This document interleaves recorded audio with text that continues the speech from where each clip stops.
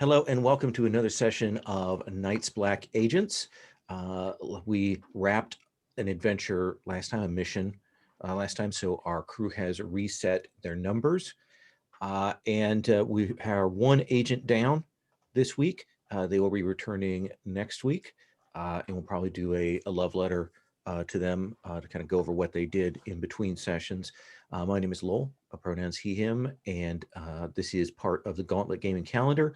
You can find out more about that at gauntlet-rpg.com.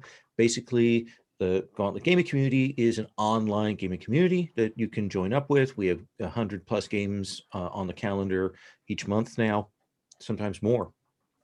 So you can check that out at the site that I gave you. I'm going to have our PCs do a brief introduction of themselves, and then we'll kind of refresh where everybody's at. I'll check advances, and then we'll roll into things. So we'll carriage return back over. Let's start with Carl Pott. Hello, good evening. I'm Paweł, and I'm playing Karl Pot, who is Polish ex-commando, ex-Grom, now a free agent. I wonder what happened last time. What cool thing Karl did? Well, last week it was mostly into the investigation, but the week before that we've seen him doing some jumping with the parachute and landing on the top of the enemy base. It was really cool. Yeah, and definitely was your explosion and grenades that led to clearing the field and getting you into that base. Well, last time in the pool we were doing counting. So one explosion goes to Jimmy and the other goes to me. So we are even. Fair enough. Yeah. The way I picture Karl, big, bulky, but very agile and usually armed with guns or other stuff. Advancements. I put one into technical, 3 into general, and I open another talent, which means I have 2 open talent slots. Ooh, okay. Still no idea what to put there, but they are hanging in the air. All right. Next we come to Peter Skellen. Hello, I'm Paul, he, him, and the character I'm playing is Peter Skellen, also he, him. Peter Skellen is a British ex-GCHQ analyst, and he's sort of the role he plays in the team. I'd like to describe as the man in the van, but with a sniper rifle if need be. Last week, while Carl can't remember what he did, I definitely remember him being in a pool. A hot tub with another bloke.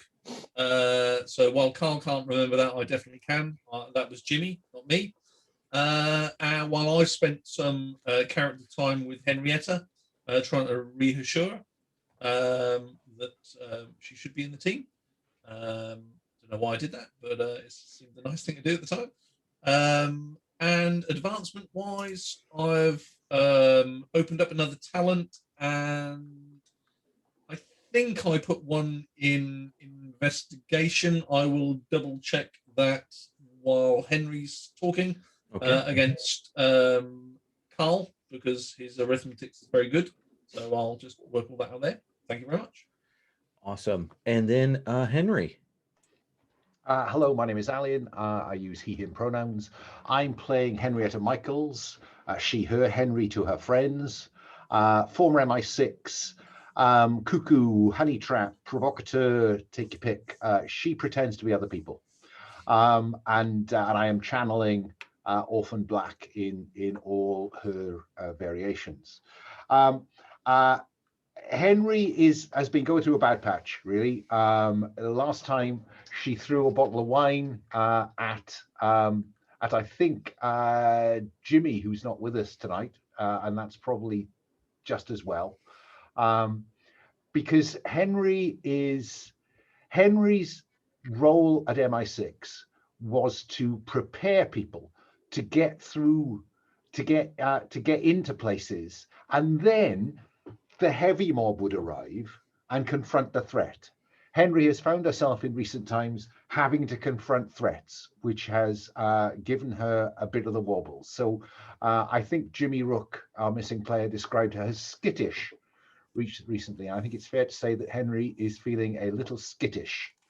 And I opened a new talent, but I haven't chosen it yet. And I threw the other two into general, because it seems to me that that's where Henry is increasingly coming up short. So let me give the brief on sort of the key elements that are on the table, maybe some leads that are kind of still outstanding. We're going to start in a very particular place, but I'll come to that in a second. Last time you went into Site 53, you found out it was a former British facility that had clearly been closed down with a bomb by the British. It had been a multinational experimental lab that had two projects going, one involving in vitro treatments and the other in developing a serum. And we found some manual notes on what that serum might involve. You also found physical evidence of a transport coffin, though you didn't mess too much with that. You were able to discover some of the identities of the lab researchers, found that a number of them had died. You were able to identify their bodies there, but were able to identify that a number of them hadn't been killed in this. Two Brits that I'll come back to in a second, but the two that sort of are really interesting, one is this guy named Slani, a doctor who ends up being in Paris and being the graduate instructor teacher for Morgaine, character from very early in this particular arc. And the sense is that maybe the information passed between them. Slani dies in Paris under mysterious circumstances, essentially a traffic accident. The other one is a woman named Lynn Cedarblom, who bears a striking resemblance to the CEO of AgriWealth, which is a company that is a front for this Edom organization. But you also have the sense that Kane, the CEO, and some other people are playing another game in there, that they are also maybe, whether it's on Edom's radar or not, they're doing some things. They were the ones who've clearly been investigating this Site 53 for the last little bit. In particular, you have the sense that they were trying to get the names of the mothers and children that had been given this in vitro treatment. You're able to track one of those children and found out some horrible stuff about that. So there's a couple of the sort of open lines on that. Of the Brits, one of them died in 2011 in the UK. The other one is still alive. Kingsley Marsh is alive and living in Calais.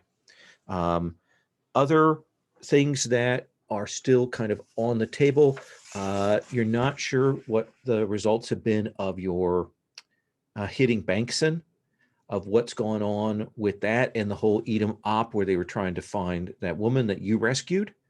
But that's sort of still out there. There was also mention of a academy that you have not had a chance to check up on. That's the Sephora Academy, which is another thing. And then, of course, you have lines and connections from both the HGG shipping and Axo Logistics. Those are a couple of names that are out there. However, what I heard as the plan, and this is how I'm assuming things are going to go, is going to Calais, seeing what this guy has to say, what you can get out of this guy. But then from there, heading to Barcelona, which brings us back essentially to the first arc with this Greek conspiracy that seems to be at odds with whatever is going on with Edom and with Cain. Unclear as to the dimensions of that. You have the name of a turncoat in this organization, the one who kind of supplied information.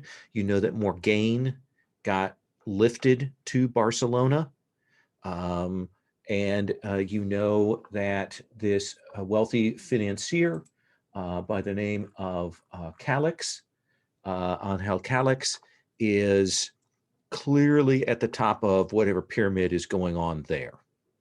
But you haven't done too much research on the Barcelona angle. We'll assume that you'll do that when you hit the ground. Does that seem like a fairly good summary of what's going on? Okay.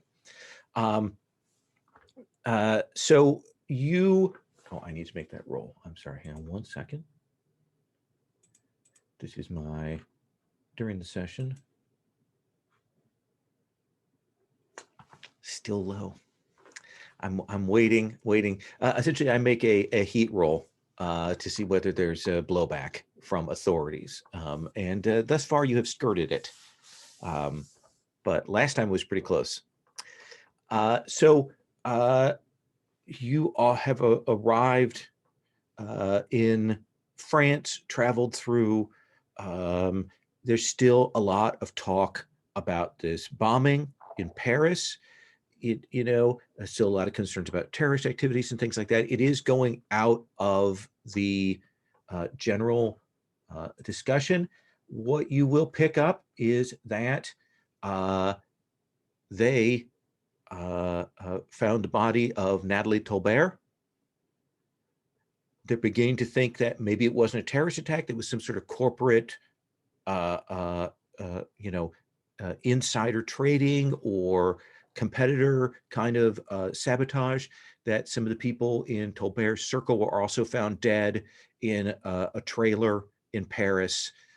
So that's getting mixed up. They still want to know who this mysterious woman is that they caught on camera at the bombing. So that's still out there. Is this one of Tolbert's accomplices? An agent? We don't know.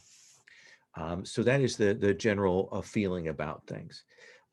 It has been that kind of cold winter rain that sometimes turns to sleet as you're driving there. I assume you've stopped to surveil the location. We're outside of Calais, old French farm country, places that have been renovated to look very nostalgic. They're not working farms or anything like that. They've got maybe a kilometer or two between the houses here, old stonework, sort of vines and fences and things like that to make it look good. And you've been keeping an eye on it. It looks like a small place. The only thing you've seen sort of activity come up is you have seen clearly a grocery delivery truck come drop off groceries, clearly talk to someone. Looks like there's a housekeeper, but it looks like it's a day person who's in there. So you see them take the groceries in. As it becomes evening, you see them go and essentially bike back to the local village. Raincoat up and over, as it is still quite coming down like cats and dogs. So how do you want to play this? I'd like to make a spend from, well, take your pick really, bureaucracy, maybe a bit of tradecraft, maybe a bit of flirting at the local mairie, at the mayor's, just to find out whether our friend Kingsley Marsh is known as Kingsley Marsh here. You'll check in. You'll get the word. Oh yes, Marsh. It's an Englishman. He's been here for a number of years. Still doesn't speak French at all. But he comes in every once in a while to town. Just an old retiree. Have the impression he was with the civil service, that kind of thing. Okay. because what I want to make sure that when we approach him, as I think we're bound to do, we know that we're talking to Kingsley Marsh. He's not got some secret identity that blows something we know. And I think my suggestion here is I think we can't keep taking people off the street in the back of a van because he keeps going. I know, Carl. I know it's your modus operandi, but I think there's a risk now. This is getting a little bit hot, and so I'd like to try a very straightforward approach. I'd like to turn up and claim to be Bertha Grimes' niece, German Bertha's niece, who is one of the women who came out of the what we think was probably some kind of IVF program. Do we know anything about Kingsley Marsh's specialism?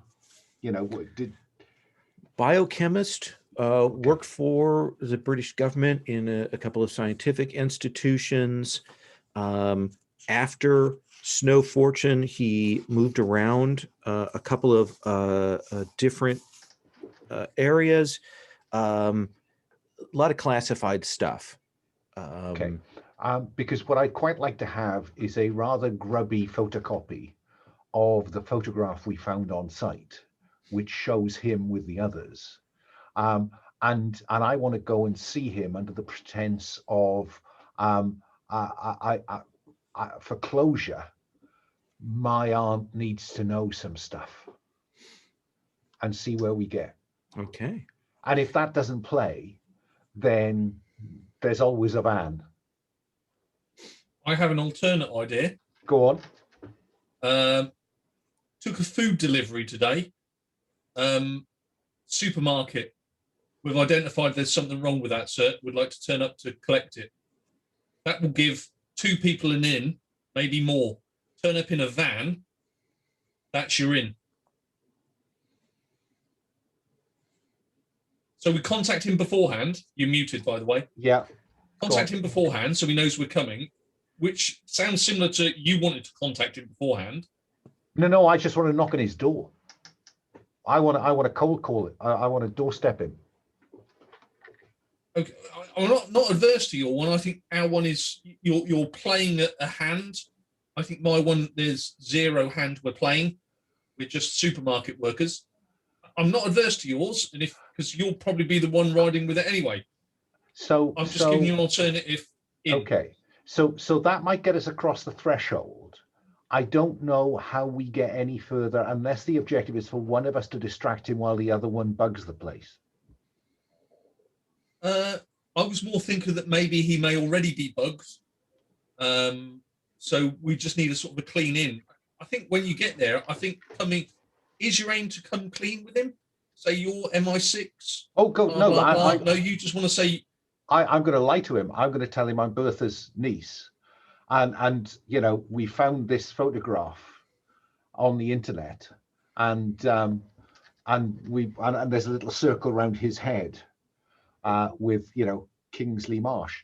Combine both plans then. Go in under the pretense that supermarket, just in case he's bugged. Whoever's listening in just thinks it's. So again, if somebody's watching the place, they'll just think that it's a standard supermarket collection food delivery. You then step out. Maybe Carl's the driver of the van because he's got good drive skills, just in case it goes a bit peaked-on. I could be in the back with the baguettes and the croissant. And then you can go in and do your thing. Well, look, or you take one of us in with you as well. Look, I don't think I can turn up both as someone from the supermarket and as Bertha. I mean, my disguise is good, but that's asking a lot. So I think once you get there, tell him that was your disguise to get there. Oh, I see. So okay. I suppose it's getting all a bit complicated. We need to obtain a supermarket van. I don't think that. I think that's easily within. We could just respray a vehicle. We don't have to steal it. I'm very happy for the pair of you to try and get across the threshold under the pretense of the supermarket. Sweep the place for bugs, because you're right. It would be good to know if someone else is listening in. Yep. Yeah. And if sweet for bugs, drop a bug, maybe try and get some, because that would tell us what he does after I leave. You know, if he slams the door in my face. Yeah. So it's a Fine. two-part. You arrive, Yeah. do the bugging, checking, and then Henrietta The following day. comes following day, or sounds good. What do you say, Carl? I think it's too elaborate, but yeah, if you want to do it, let's do it. Okay. So I think we just need to convince him on the phone. Lowell? Yeah. Yeah, that sounds sort of reasonable. I don't know what skill convincing somebody over the phone falls under. That is at this point either I would say bureaucracy or flirting. Well, that falls to me then. That does. Hello, monsieur. Cola woman. Is Leclerc here? And what do you tell him is wrong? I'm not sure. I think that the suggestion is that, yeah, what is the suggestion? What was the idea, Paul? I didn't catch the detail. Pick a common item that was delivered yesterday, either meat or vegetable. You know, Yes. Vegetable's got to be the best one because everybody buys some veg. Okay. It's contaminated, and we're just going to turn up and collect the old one and drop him off a new one and a complimentary extra vegetable. Yeah, fine. So yeah, the spin is that we are concerned that he's been sent some out of date food. We need to just check against his order that he received yesterday, check the serial numbers and replace them. Two of my colleagues will be with you at a time convenient to you, sir. If you make the spend, that will raise no suspicion. I will make that spend. God, yes, understand EU standards. I understand Brussels. Ugh. And the two of you, Peter, Carl, drive up, raining, muddy drive. As you get up there, kind of come out. You've got that old guy opens the door, gestures you in because it's cold out and you're wet, and Doff cap. Yes, and he has like a grocery bag with the vegetables in them to swap with you. There in the sort of this stone hallway. Could I trouble you, monsieur, for a warm drink? It's very cold and there is no heating in the van. Yeah, come in. Thank you, monsieur. Thank you. And he says, "Come on into the kitchen." Excellent. Thank you, monsieur. This clearly, was a renovated kind of upscale, nice place, but an old guy has lived here for the last 8 years. So it has got the lots of pictures and messiness and things like that. He brings you into the kitchen. You have the sense that there's a lot of things that the housekeeper is not allowed to touch. So, but the kitchen itself is pretty clean. And he hits the electric kettle and he's like, "Tea, coffee." Coffee, please, monsieur. Okay. And he'll go over to this thing, and you see him kind of do this thing, pulls up, and then he goes and gets the pod, and see him, and then, and he says, "So a lot of people got contaminated stuff?" Yes, I think it had come from the UK. Brexit problems. It's terrible. Things stuck in port for ages. This kind of thing happens. It is. Yeah. Cream, sugar. Cream and sugar, please, monsieur. Okay. And for you, young man? Sugar, please. Oh. Polish? Yeah, I think Carl reflects because he was just about to grab the bug detector from the basket when he called him, and he was caught a bit unaware, and then he plays like Polish French, like, oh yeah, monsieur, my father came here like 50 years ago, just after the war, like, but I sometimes go and visit my grandma. Oh, the Poles, good people, good people. Worked with a number of them in at college. Yeah, absolutely. And serves you the coffee. And what region? Yeah, I think Carl goes with something like completely fake, like up north from Gdańsk, over the Oh. sea, and it's like good views and good universities. But I don't visit my grandma that No. often. Never went myself. Never went. So he's coffee, and Peter, you want to, all right, let's start with Carl. Carl, what is it you want to do in this while you have a chance? You're in the home. Don't use explosives, Carl. Not the explosive skill. Oh, I have the explosive skills. Yeah, I think we see probably Carl like brought in the bag with like fresh vegetables and meat, and probably like a basket with like bread and something, and he like hands the other end of the basket, where he like takes out this like small looking device. We would call it like a tricorder if this was a Star Trek. Uh-huh. Would just like wave it in the air to see if there are any bug signals and stuff like that. Make a surveillance spend for me. Yes. Unless that's something that Peter wanted to do, because I'll do the other flip side. I'll plant the bug. cool. Yeah. I did that spend. Like you kind of have a chance to walk a little bit. It's not that big a place. And there are some basic, listening devices, though you will note that there's one room that looks clean. Like actually like the room is insulated. Looks like his study. Okay. Was part of the plan to like fry the bugs, or just know that there are bugs? No, I think that the plan is, now that we know where they are, Henrietta can target that room if she wants to have a chat with him, or she targets the other room if she wants to sow disinformation. Yep.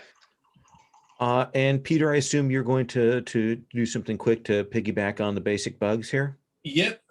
So will that be surveillance again? No, I because they've already got an roll? existing infrastructure. I think this is, you don't even need to check. I think that's within your skill set. You're not doing anything high end here.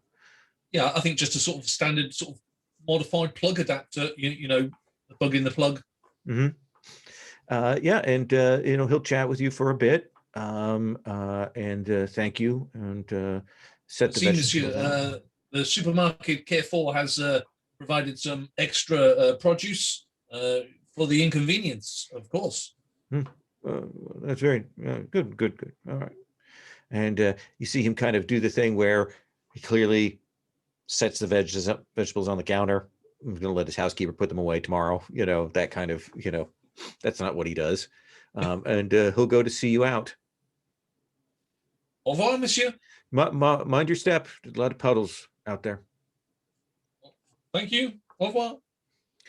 And you can drive away.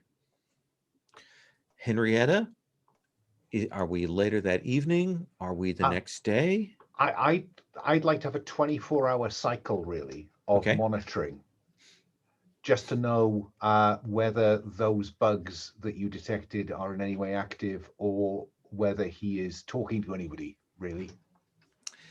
There's a lot of sounds of shuffling, music playing, the sound of the game on for a while, then the snoring before he clearly goes to bed, the next day, the housekeeper is there. Brief curse that he can't even bother to put away the vegetables, and the sound of a quick vacuum check through, fixes breakfast. He clearly mid morning gets up and has a regular walk that he does around. Though it is still rainy and muddy, but you have the sense that this is like his only physical fitness regimen kind of thing. Before he comes back, you hear him offer to drive his housekeeper back because it is so bad out, and she, no. And then by evening, he is clearly settled back in. He's gotten the paper. He's old school. And he's clearly sitting, and you can see probably built a little fire in the fireplace, smoke coming out of the chimney. How far away is the nearest town, did you say? Nearest town is probably 3 or 4 kilometers. Okay, so an hour's brisk walk. So Henrietta's setup is she's going to come as Katya, who she's not used yet. And Katya is going to have the appearance of having walked that hour in the rain. Okay. So the fake fur jacket is sodden. Her hair is plastered to her head when she knocks on the door. And he will comes to the door. The glasses around the chain around his neck. He opens it up, and then he kind of does the thing where pulls them up. And can I help you? I'm hoping that simply looking this wet is going to get me across the threshold. But he does ask, like he clearly looks like he's at least a little suspicious. I'm trying to look helpless. Okay. Then I think there'll be that moment where kind of come in, and as you step in, kind of does that thing where he looks past to see if there's anybody else out there. As you step in, shuts the door, clearly throws the bolt. Are you all right, young lady? Yes. And I think I'll use poor English with a German accent. I've forgotten his name. Herr Marsh. Yep, that's who I am. I think you may know my aunt. Have we met before? No, I think you may have met my aunt. And I kind of reach in where there's a slightly sodden folded up piece of paper. And I open it up and I say, I think you may have met my aunt a long time ago. And I show him the picture, the bad photocopy of the picture with his face circled. You are Herr Marsh? He does the thing where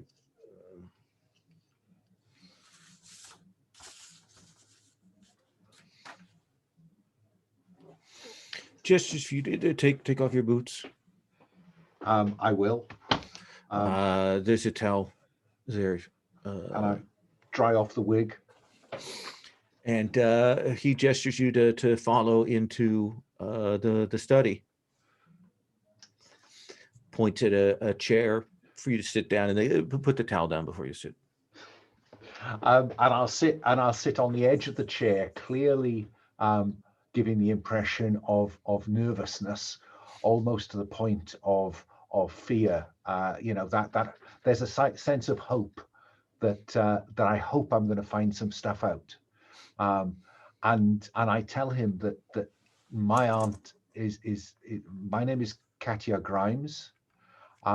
He puts his hand up, and he goes over to the stereo, and you see him, puts in a CD, does something, and Peter, the bug goes out. You don't hear anything from the house now.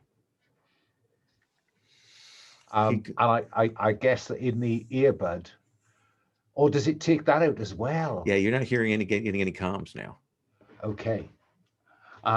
Then and I persevere. You know, I'm a professional.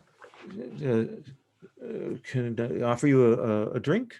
I have a brandy here, perhaps a glass of wine. No, I thank you, Mr. Marsh, or Dr. Marsh. Dr. Marsh, how did you get that picture?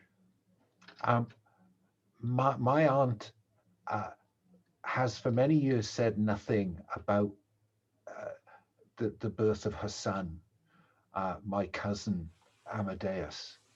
But recently she has been ill and started to talk about things from her past, and she is worried about what happened in the past, and so I'm trying to help her. How do you put it in English? To draw a line under events. And so we hired a private detective to try and find out some things, and around a clinic in Graz in Austria where she was treated and then gave birth.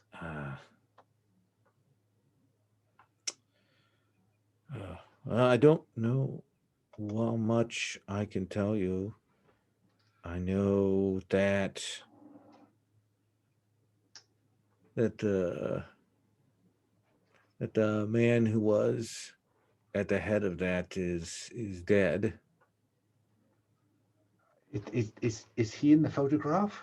Yes, and he will takes out a pipe and kind of points the pipe there at picture. It is Slani, Dr. Slani. He died in Paris a number of years ago. But the piece of information there is that he was in charge. And so she says, he says, I wish I could tell you more, but while I worked alongside Slani, what he was doing was not under my remit, not my lab. Okay, so he's in the serum lab, not the IVF lab. Okay, and so I think I will just try to rattle him perhaps by saying that there is, I can't remember, is Morgaine on this photograph or not? No. You know that later on. Yeah, there's a connection between Slani and Morgaine. So I think I will drop the name of, I can't remember her first name. It is Morgaine Lecourt. The only other name that we've been able to find apart from yours is a Morgaine Lecourt. Do you think that she might be able to help me? I'm looking for any reaction to that name. It's like, no, I don't know who that is. Okay. You can, and you've got bullshit detector. He genuinely doesn't know. Okay.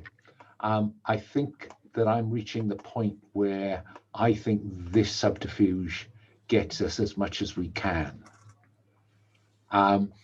So I think that's when I'll pull a gun on him. He doesn't react, and he says, I thought I'd seen you before. And where was that, Doctor? I assume at the center. Center. Oh, center. Yes, the circus. So this seems a little abrupt. What happened? Did someone who was protecting me decide that that was done? Are they at this point probably passed away? Or are you doing dead letter office sort of things, cold cases, clearing the decks? Just tying up some loose ends, Doctor. We need to know exactly what went on in Lab 1. There has been some paper cleaning at the office, and it's all a little bit uncertain. Tell me who you actually are, and I'll tell you what I know. I'm old enough. I don't really care at this point. My name is Beth Evans. And you're not MI6.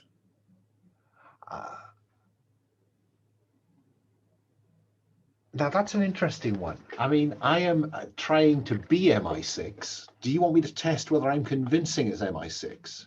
It's up to you whether you want to do that or you want to play more straight with him. Let's try straight. I'm sick of the subterfuge.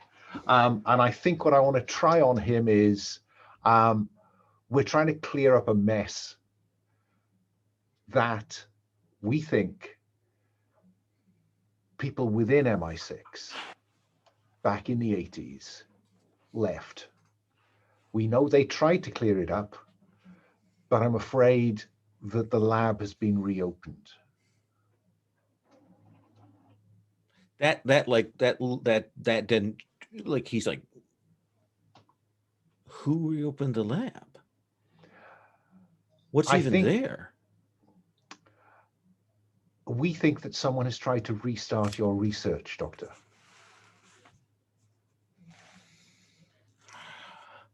I knew that they'd gotten better financing these last few years. That's what I heard.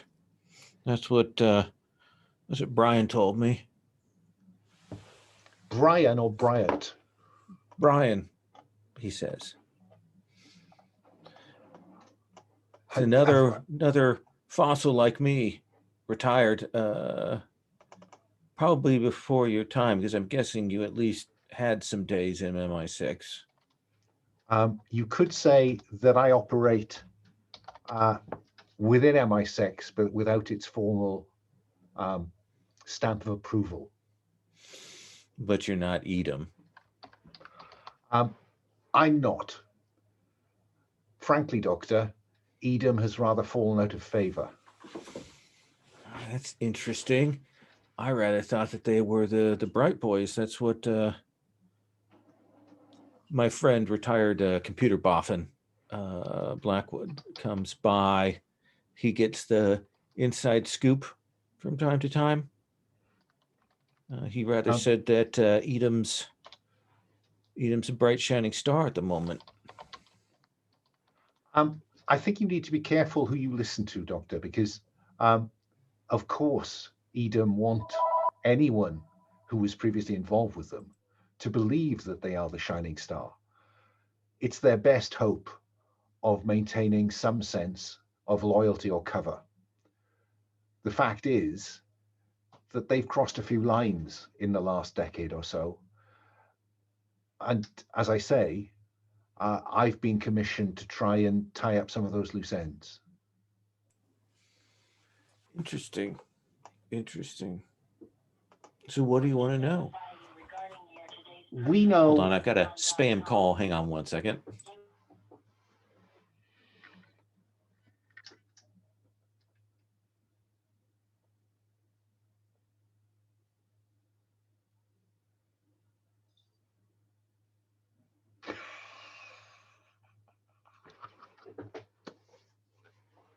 What kind of country deregulates their phone systems?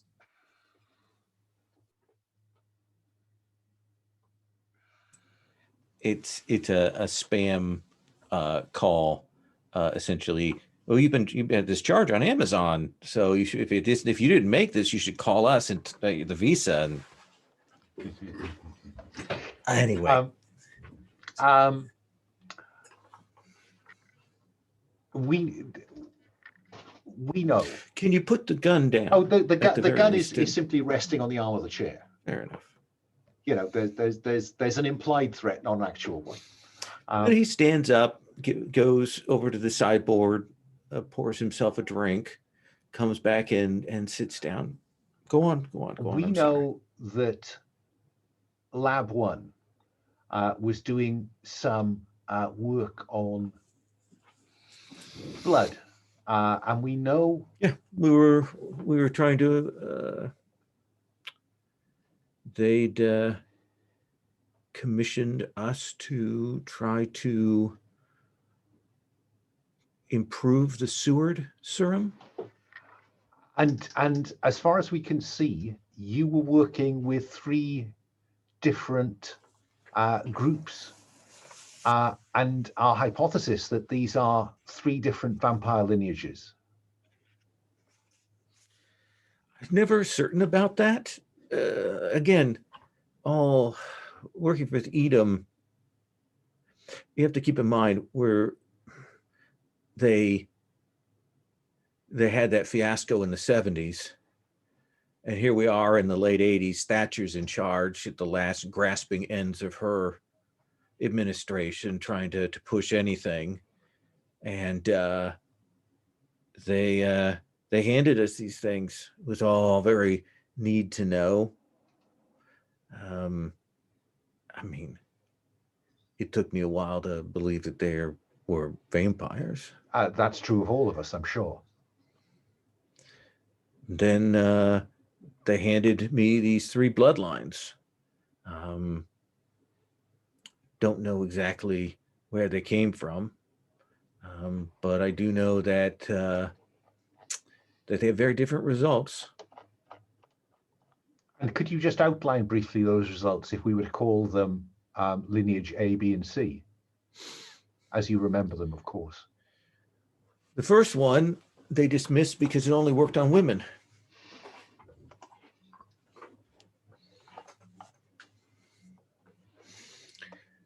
Wasn't nearly as potent as the Seward that they already had, but it had no effect in men other than to make them ill. The second one, we could never get it to settle into one thing with different effects, abnormalities, reactions, sometimes gifts, but we had no commonality. I've still to this day, I have no idea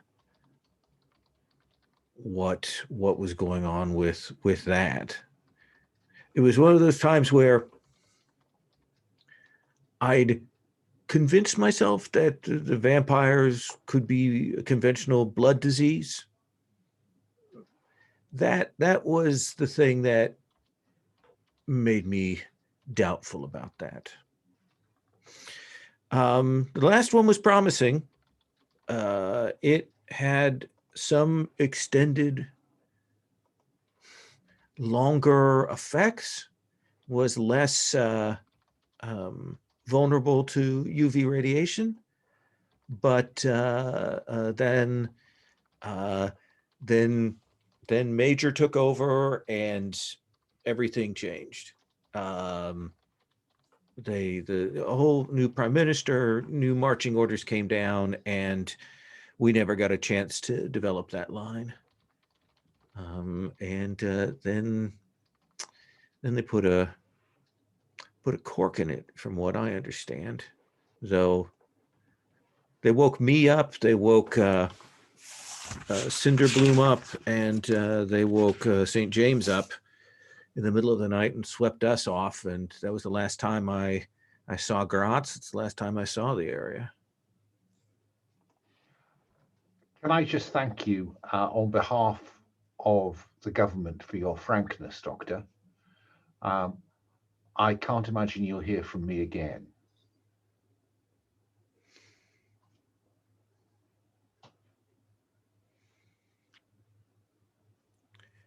Fair enough. Bullshit detector. What does he believe me? Is he telling me everything he knows? Oh, he's certainly not told you everything he knows. No, most assuredly. So it is that. Before I go, though, one last question. You haven't told me everything, Doctor. I need you to be frank. You haven't asked me anything. I told you about the lab. I'm sitting here calmly having a drink. Oh, he's very good. You want to know about Slani? You asked about him first. I did. In a You told me you knew nothing about his work. Oh God! All I know is he was a monster. One of the Romanians they brought in. They kept a close eye on them. I had the sense there was something up the chain from that, but he was trying to. It's horrible. Promising these women that he could treat them, giving them hope. They had terminal diseases and so on, and polluting these children. For what purpose? I never understood. That's a very precise word, and you're a very precise man, Doctor. When you say polluting, what do you mean? I mean, they had copies of the bloodlines that we were working with too, and they were modifying them and using them for an in vitro treatment. We sometimes talked about what they might want, whether they were creating thralls from birth, whether they were trying to create super-blooded humans or some sort of hybrids. I never understood it. It seemed a dangerous road to hoe. Okay. I'm not sure I've got any more lines to follow here. I just want to give the other Pavel and Paul a chance to just chip in if there is anything that they would like me to ask. I think really fiction-wise, with you being cut off, I don't really think so. Fair point. Yeah, fair point. Then I think I will, at that point, take what I know and go. He says, if you want to know more about what they did, Brian Blackwood, he still keeps his fingers in it. And if you can find Barrowford, Michael Barrowford, but I fear that they've gotten to him. I haven't heard from him in years.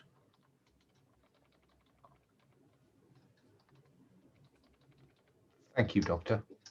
He says, I meant it when I said that Edom is the bright shining star. They've had successes. And I know that if you're crossing them, you are in grave danger. It's a dangerous business we've both been in. Enjoy the rest of your retirement, Doctor. He looks at you as if it's that's a retirement is such an ominous way to put that he looks at the gun when you say that, and which is in a pocket now. Yeah. He says, yeah, you can see yourself out. It was in the drink. I think that's fine for me. Thank you. So, Peter, Carl, you're in the van. The audio goes out. Henrietta is in there on her own. What do you two do? I was possibly going to use good old-fashioned mirror reflecting in the mirror in the through the window of the study, try and gain some attention. But really, a high-power camera lens, set of binoculars, should be able to see if she's in any danger. I mean, we may have to get out the van do some sort of surveillance, just to really see if she's fine. I think clearly we would go down that route. Do you not think, Carl? You know, we've got to check on her. If we've lost the bug, I think we need some direct physical sort of check on her. So I think if that's a tramped out, you know, down one of these sort of stone walls, so we can get a good view into the study, set of binos, make sure she's sat in there okay. That would give me a warm feeling that either the bug has failed, he's found it, or she's turned it off because she knows about it. Which means she could be playing us, Carl. Maybe you should kill her. Carl? Carl, Carl, hearing this, doesn't really know how to respond. Yeah. Carl. I think that if Peter goes out into the rain to do the surveillance, I think Carl stays in the car. We see him like leather gloves on the steering wheel. Then he pops the phone, and up he's playing Candy Rush or something else. Okay. He's just ready to like drive this car there, jump in, start shooting, but he's using this moment to relax, like Candy Crush or something else. Professional to the end. That's what I like. Yes. Kill him, Terrell. So I think, Peter, you move Respond. out. Like Peter, you know you're talking to the microphone and I can hear you. Yes, you're. That wasn't me talking. Sniping conversation. I don't know. Yeah. So I think that's, you basically see Peter in the rain. You know, he's got a classic sort of Mac pulled up, maybe a set of good Wellington boots. You know, and he's muttering to himself, "Why the hell is he? You know, this is clearly I'm the man in the van. What the hell's Carl doing sat in there? You know, he can barely operate a mobile phone. You know, trudging to try and get a sort of at least a view into this this study, and then literally wet, squishy. You know, your boots go into the mud and the puddles here and so on, and you're kind of will move, pull the boots up and kind of move to get yourself in position, trying to be quiet. And then you notice the movement on the ground in the rain here. And I think it's just like little lightning flash, and you're maybe, 30 feet or so away from the van on the way thing, and the ground is writhing. And you look down and you see all of these snakes. And we'll come back to that after the break. We'll come back at 10 after. Great.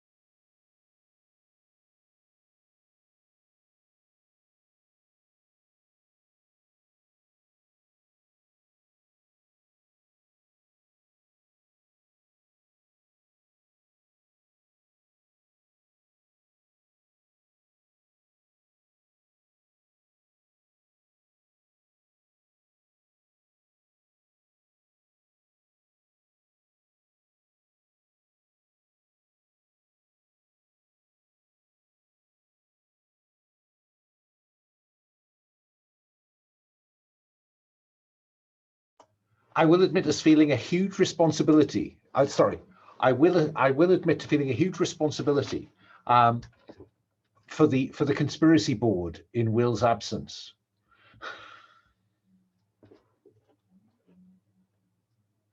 Yeah, we're trying to give plenty of names and stuff so that Will won't have any sense of what's going on when he returns. So,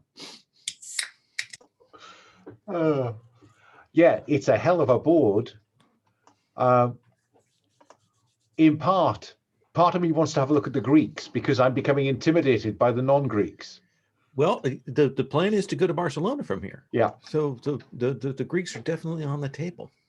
But then you see, Blackwood and Beresford are peculiarly tempting now.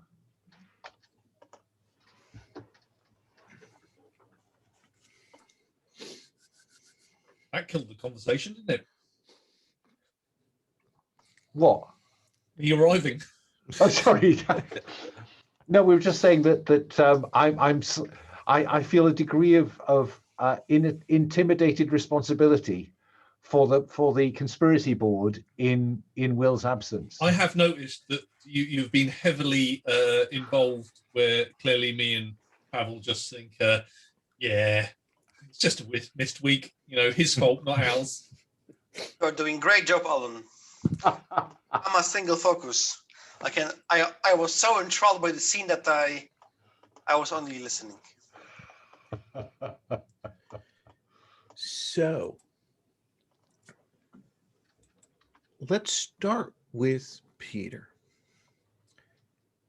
Peter, it's a large volume of them. They have kind of swarmed up and around your boots, and you realize how deep the mud is here. And you've got probably equal distance to the house and to the van at this moment. What do you do? I think, so I was skirting the dry stone wall. I think I will pull my feet out of the Wellington boots that are ingrained in the mud, propel myself onto the dry stone wall, and attempt to run the length of it in my woolen socks towards the van, shouting into my earpiece, "Carl, it's fucking snakes! It's snakes! They've found us!" Why does it always have to be snakes? Thanks. I hate snakes. Let's have you make an athletics test. I will spend 2. Everybody always likes to spend 2. Should have spent 3. 9. So that is a 9. I think that we see you leap up onto this. And I think that there is this moment when you feel that sharp sting, and you keep moving, and you feel the fangs kind of pull out of the wound on your ankle. And I'd like you to go ahead and mark injured as you're kind of running along, and there are snakes everywhere.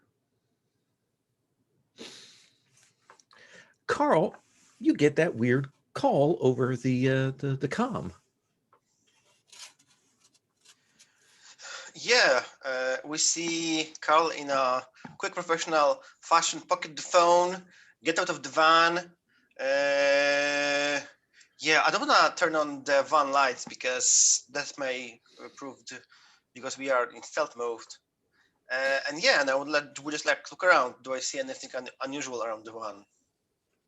Yeah. As you step out into a pool of vipers and snakes. Like, you put your feet down and the light kind of falls, and you'll realize that they are everywhere. And that their immediate reaction, unlike snakes to kind of move away and things like that, is to move at you. Well, in that case, luckily I didn't yet close the door because I just like move my leg inside and shut the door. Then I want an athletics test. Yeah, I'm going to spend 1 on this. Let's start slowly. See how bad it can get. 7. This is 7. So I think there is a thing where you pull it in, and you also realize that some snakes have gotten in the car, and you, like, in the van, you're not sure if to a vent pipe or what, but you kick them away, and you will feel that sting on your ankle. But just one as you get these out of the van and get yourself back in. So if you would mark injured, please. Have my comms come back on? No, you're still in there talking while this is Oh, going I see. on. Sorry. Right. Oh, this is Sort of simultaneous. I beg your pardon. So you hear the door open and then shut very quickly, Peter, as you're running in your socks. Are you running for the van or are you running for the house? The van. Yeah. It's gonna. I still think the van is a good place. Have I seen Carl sort of get out and then jump back in? Absolutely. You realize that there is a gap between the wall and the van that you're going to have to vault. Unless Carl pulls the van up to the... Carl, get that fucking van against this fucking wall. I'm like so confused in time and space. So you were at the house and now you are running. Where the fuck I was. Pull that fucking van up here now. So we assume that the van is back a ways. He made his way up to the brick wall that runs alongside, or the stone wall that runs alongside, going towards the house. When he saw the snakes, he jumped up onto the wall and kind of ran along the wall back towards the van. He would like you to bring the van closer, so he does not have to swim through snakes. It's a snake-proof van. Get it fucking over here. Yeah. I need you to make a driving roll, actually. Yeah, I start the van and I drive under where I see Peter running on the brick wall. Okay. What do you want to spend? Yeah, I'm going to spend 1 and sure. And remember, we're injured. You're at disadvantage dice. I think, aren't you? Oh, that will make things interesting. So I'll spend 2. Okay. I mean, if I roll snake eyes, doesn't matter. But so roll 3 dice, add 2. So the lowest is 8 plus 2, 10. That is a good roll. 10. Holy moly! I was very excited that you were going to fail this badly, but there is a thing. You drive and you immediately realize that this road is just one big length of mud, and this van is not necessarily made for that. But you will kind of turn it, catch it, do the gear shift on it, run it, and bring it up by the wall with, and auto lower the window so that Peter can jump in. It makes a horrible sort of squelching, screeching sound. Henry, you're just at the door when you kind of see the lights, the headlight kind of thing, and you hear this kind of scratch and maybe even a scrape as the van scrapes against the wall outside. Very weird. And I think that Henry's response will be a slightly ironic. Good to know you're still undercover, guys. Our comms back up. You're still in the house, Henry, so no. Okay, so I have to leave the house. Yeah. Well, I was going to leave the house. Yeah. And head back to the van. So if I'm outside the house when I hear the screech. So here's the interesting thing. When you step out of the house onto this front walk. And again, now a good distance away is that van because Peter ran back towards it. The wall is, between you and them and stuff. And there are a lot of snakes on this ground. I will retreat to the house and knock on the door. Let's have you roll athletics. I'm taking no chances here. I'd like to suggest that my tradecraft made me particularly aware when I left the house. Last time I did this kind of visit, I ended up with a sniper. That's So true. I'm gonna spend from interpersonal and roll +3 if it's okay with you. Yep. That is 5 + 3 is a whole 8. Can I So predict that I mark injured? I think you have exactly hit the nail on the head. You hit back to the door, and of course, he wasn't behind you to lock it. So you go in and you slam the door behind you. You know, we see a squished snake. Fake effect. No animals harmed in the making of this episode. And you'll see he's kind of has come. Clearly, he was going to come behind you to lock it, but not particularly speed. He's like, something wrong? I'm not sure, Doctor, whether I'm in danger, you're in danger, or we're in danger. Do you have an upstairs window we could look out of? Yes. Gestures up the short steps. And a flashlight would be very useful. Here's my torch. Oh, unless he has an outside light, I guess. But I will open the window so we can both lean out, and I will illuminate the ground and say, Doctor, what do you see down there? Are those snakes? I think that's true, and I think I've been bitten.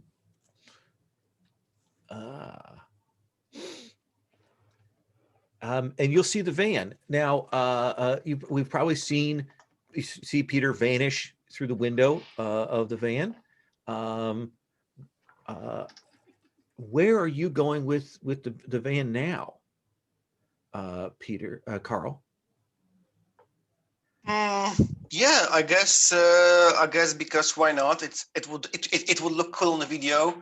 I like it's muddy, so I like do like a 180 with the van, and then drive backwards so that I don't want to like hit the door, but I just want to stop the van as close as possible to the door, so that if Henry will without relief, she can just open the back door of the van and jump in. So kind of get that spin around, drive up this guy's front walk. We get a little, the little bird feeder and bath goes over. Things are crushed under. Kind of get up close, but of course there's that little overhang with for the thing, so you can't get entirely close. However, you are on the second floor. So if you wanted to jump down onto the van from here, you could. I just look at Peter and I say, so do we ring the horn, or do we just wait for her to naturally leave? I think you'll see the torch on the upstairs bedroom. Oh yeah. I'm quite concerned, and I will ask Carl, have you been bitten? Yeah, I think the thing got me on the how do you call this part of the leg? The very bottom? Calf. Calf. Okay. Mechanically, how do I use medic to remove a condition? Mechanically, how? That's let me check on that. So this is in combat. You can roll, make a medic roll, and we check. You'd need a 7 to 9. That's not too bad. Yeah, no.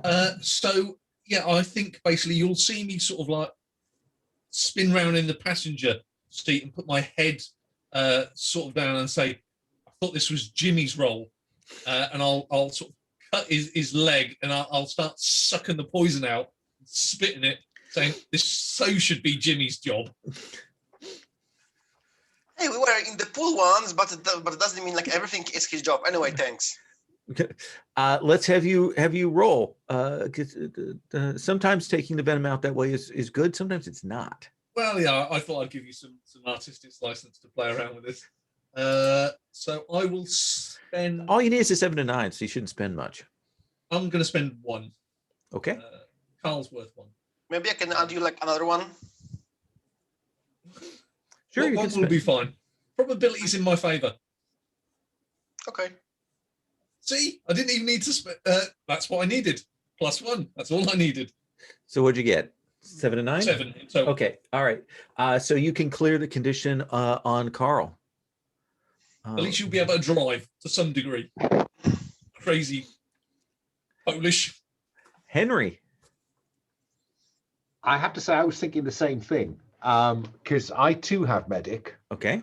I'm not quite as confident as Peter, so I'm going to take my penknife out and make a little cross. We know that I'm live. I have history in pole dancing, so I will draw my ankle up towards my mouth and suck out my own poison. I will spend 2. Absolutely. That is 9 plus 2 is 11. Perfect. So you can clear that condition. I think also I would like all of you to mark 1 stress, Yeah, just from the huge volume of snakes that you're seeing here in this unnatural way. And I am inclined to say to the doctor, I don't know if you're safe here, Dr. Marsh. I feel obliged to offer you a ride out.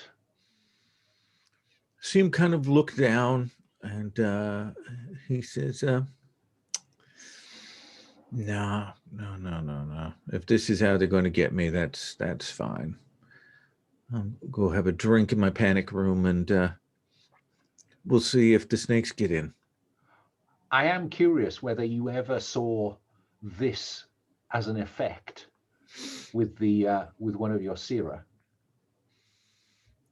No, but I heard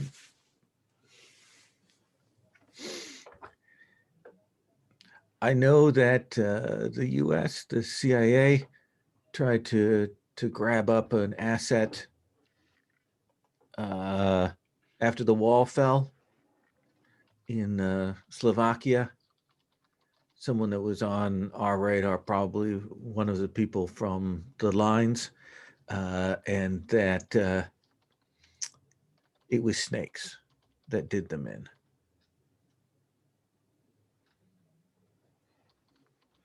Right.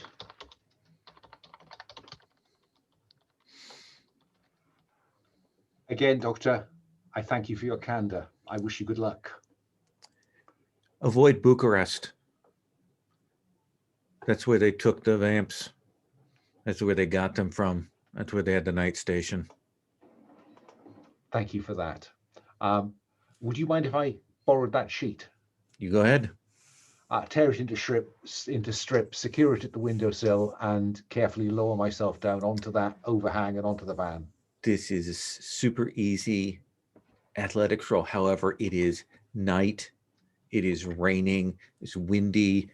You've got the snakes down below. Just a very basic roll here. What I'm hoping is if I do slip, I don't reach the ground. I'm going to spend 2 from physical then. Okay. 5, 6, 7. 7. So I think you'll hear Henry hit the van, and Carl, you'll kind of start to take off. But it looks like right now Henry can't quite get into the vehicle. It's just so slippery. It's so wet that like moving from the top of the van, to the window or into the back is going to be tough unless one of you wants to get out and help her. If Henry does anything, it will be hammering on the top of the van saying, just drive slowly. And probably fingertips will just appear at the top of the side windows. I will kick out the window screen. The front window screen? Yeah, it's a big opening. She should just be able to then fall forward sort of onto the bonnet, hood, as you'd call it, Lol. Yes. And we'll drag her in through that method. It's not too hard to pop out a window screen. If I just put my feet up, I can push that out. I mean, it will be damaged and we won't be able to use that again. And right. We'll now have to drive quite slowly. It will be quite cold. Yes, and it'll be rain pouring in here. The vehicle should still be fine. We can get Let's just hope it's not raining snakes. Well, yeah, that's God's business. Raining snakes. We'll leave that to him. Does that get Henry in? So Carl, you see Peter get his feet up to push out the front window of the van. I'm not going to stop him. That goes out. Rain starts coming in here. And Henry, you can slide wet into the van. And now it's dark out. Rain is coming in. It's like a Jeep with no windscreen. It's all coming in at you. I'm going to need you to make a drive roll to get out of here, Carl. Yes. Unless we want to stay in, because I don't know what we are planning. Because I just want some distance between us and those snakes. Yeah, the only other thing I could think of is tipping a jerry can of petrol. But saying that, a van probably runs on diesel, so it wouldn't ignite anyway. Out the side, but that's a bit OTT. Let's just drive, Carl. So before we drive, as there is like the moment as Henry is like speaking with the good old doctor in the house, and maybe like before Peter kicks out the front shield, Carl would like take out his binoculars, enable night vision, and try to locate, because he's sure someone is watching, and maybe we can get a glimpse of this person in the night vision. So I would like to see who is watching, Carl. Who is watching us? Look at the tree line, and etc. You'll do that. Get the night vision goggles out. Scanning around. You don't see anyone on the horizon. That's disturbing, but yeah, you still have the feeling you're being watched, but you don't see anyone.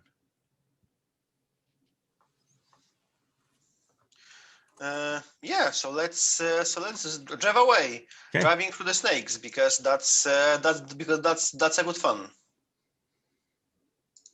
Rolling +1 and a 12. Sorry. Look at you. So there, we see the splash, the mud comes up, it doesn't, some of it comes in the window, snakes go flying off, and then we see, get through this muddy and finally back onto a paved road. Water is kind of running down it in sheets. And there is that having to drive with just the rain coming into your face, hitting you just, until you can get yourself to like a gas station. I feel. Go on. Carl is really using this moment, like manipulate the, how do you call it? The thing that takes off the rain from the windshield. Wind wipers. Wind wiper. Windscreen wipers. Windscreen wipers. Yeah.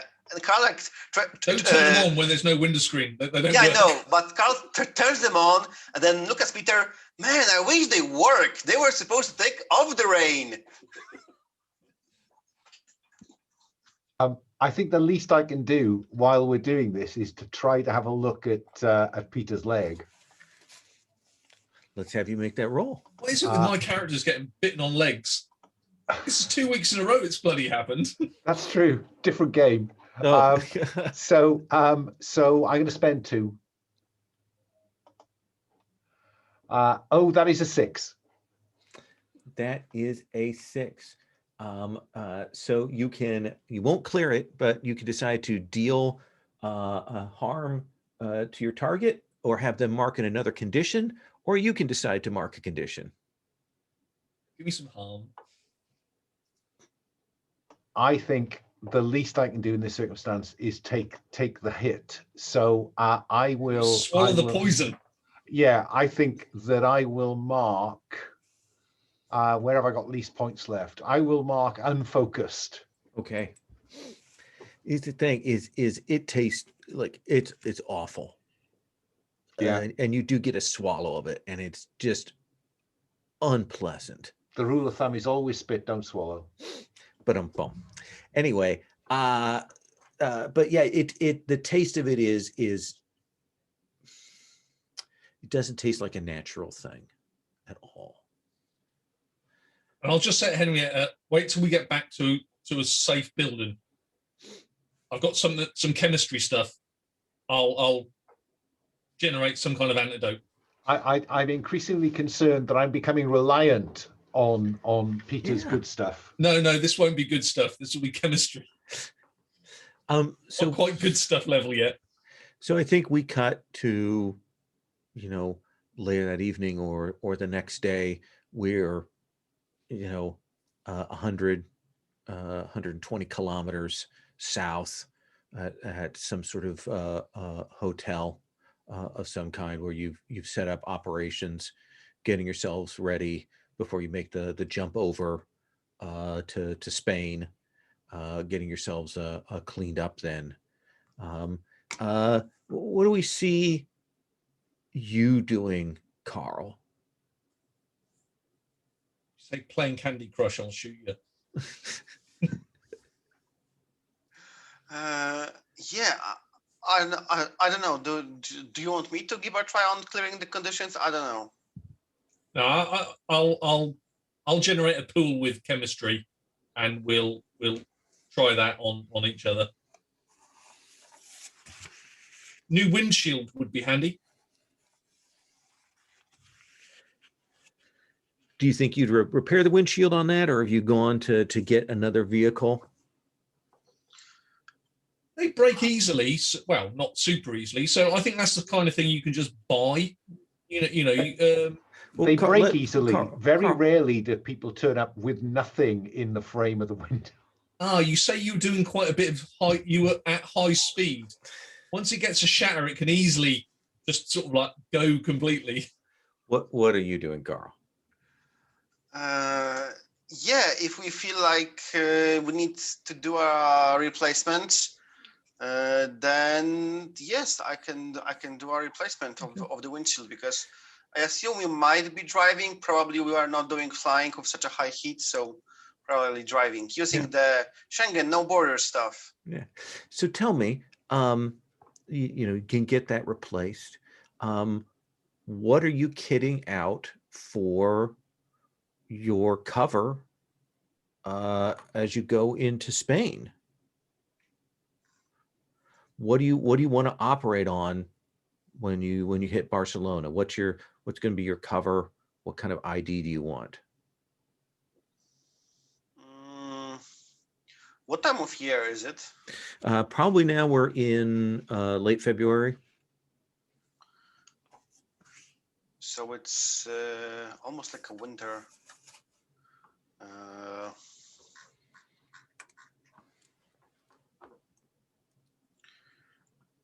What could be of any of the use? Maybe let's... ambulance driver?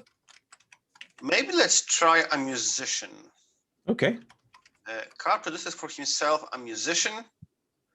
Not a singer, because his singing is probably like bad, but with YouTube you can like reasonably learn how to play something, and he like maybe there will be an occasion to infiltrate like a high socialite party as a musician. Who knows? So I think he makes for himself a new ID as a musician who plays some kind of like a Latin instruments. That's a motivation to look for another photo of this cool actor, Thaid. Oh my God, I forgot his name. I have it somewhere saved because I constantly Thaid Fletcher. I will look for him in a more formal suit now. Yes. All right. Do you want to make that cover roll for me then?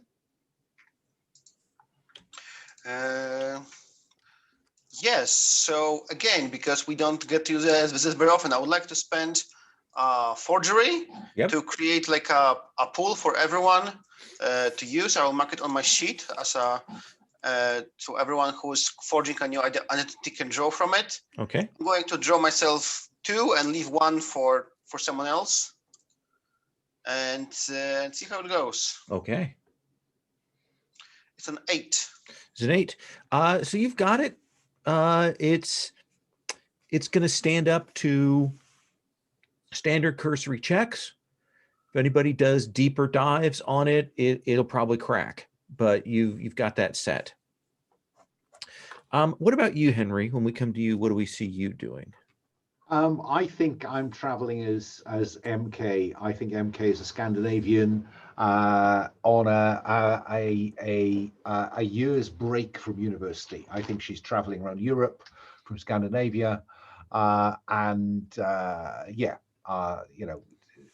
harmless, ineffectual, just slightly, withdrawn.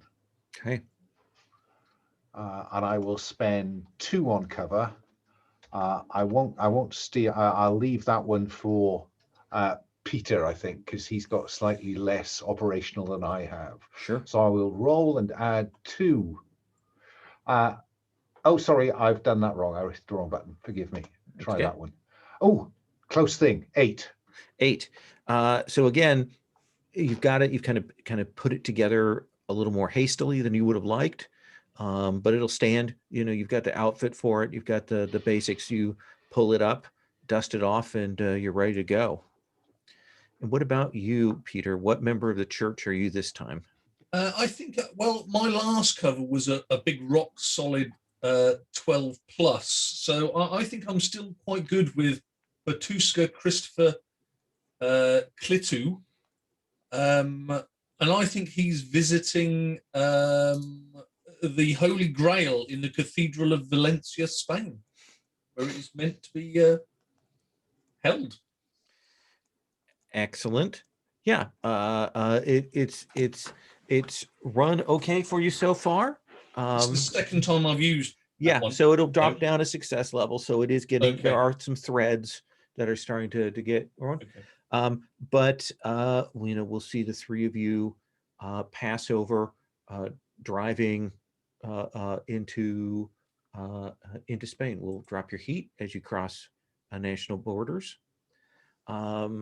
And we see you, we get the montage of you driving through the Spanish countryside. It's between 12 and 15 Celsius. So it's cool, but not super cold. And eventually we see Barcelona.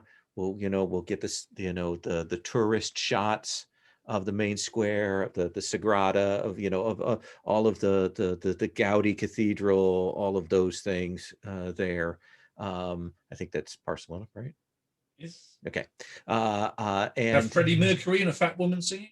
Okay. Barcelona.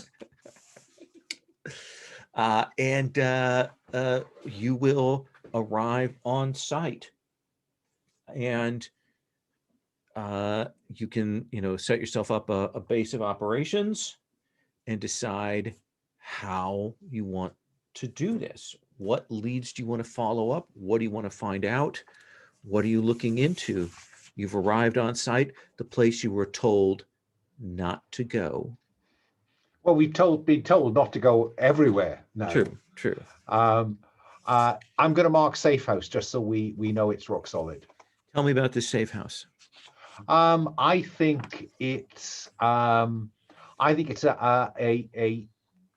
5th floor apartment off Las Ramblas, and I think that it has good views from the street. It has a very long staircase up, but it also has access to the roof. Okay. So good space, get yourself set up in there. We see the montage of you, bringing the equipment, setting it up, getting everything set, figuring out what your lines of cover are, how you can conceal things, electronics, all of that. And then what do you want to do? You've got some names, you've got some leads. How do you want to run this? I want to set up a little chemistry analysis lab to generate some kind of antidote to this poison. Mechanically, I'd like to do that with medic rolls, but with a pool created from chemistry. Yeah. One of the things that will strike you is that this venom is unusual. It's not like other venoms that you've seen. Like you kind of run, to check, okay, let's go through the standard anti-ven, stuff, but it's a little odd. The thing that also kind of freaks you out is it is identical across all 3 bites, the samples that you have from all 3 of them.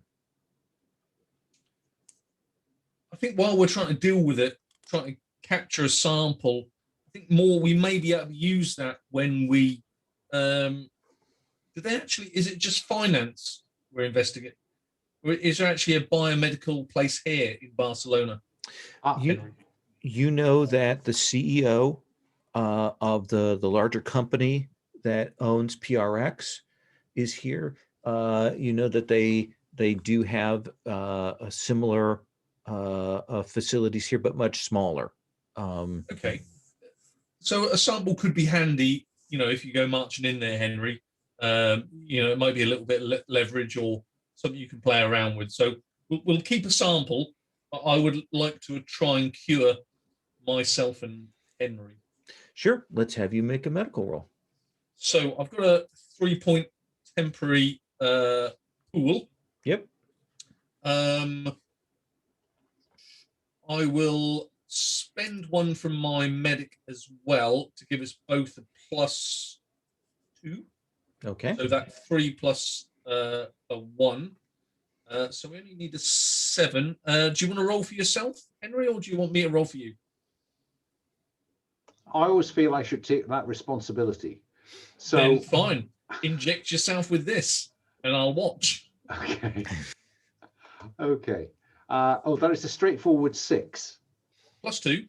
Oh, that's already, so it's 8. Okay. Yeah. So you'll definitely be able to get this stopped. It's your ankle's going to ache for the next couple of days. I will roll at +2 then. Okay. See if I can cure myself. Big fat 10. 10. Yeah, you feel fine. You feel fine. Don't take it orally. Best Okay. injected. That's the poison, by the way. So, Carl, you've arrived here. They're getting set up. They're playing with their chemistry kit and getting things set. What are you doing? What are you looking into? What are the lines that you're checking into or getting set up? So last time we ended on me saying that I would like to pursue crafting some handy ultraviolet weapons, but I don't think we'll run into those guys anywhere here. But so let's park this maybe for now. Sure. But do you have some idea on how to on what is the procedure to like crafting particular weapons or stuff? That would be mechanics. Okay, I will park this maybe for slightly later. Carl would like to ask Henry to identify some of the weird occultish sites akin to the, like, for example, the cemetery that was in the in Paris. And then Carl would like to put on his blue collar worker suit and go and mount remote cameras on to have a view on all of those sites, so that we can maybe like more quickly locate such places like Cave Duvin, and like wherever else they are doing the crazy stuff. So basically. I think that's a clever idea. I think I could spend from occult to try and work out, can I find anything, any cult? Because one of the bits of a cult is knowing cults. So I'm trying to work out.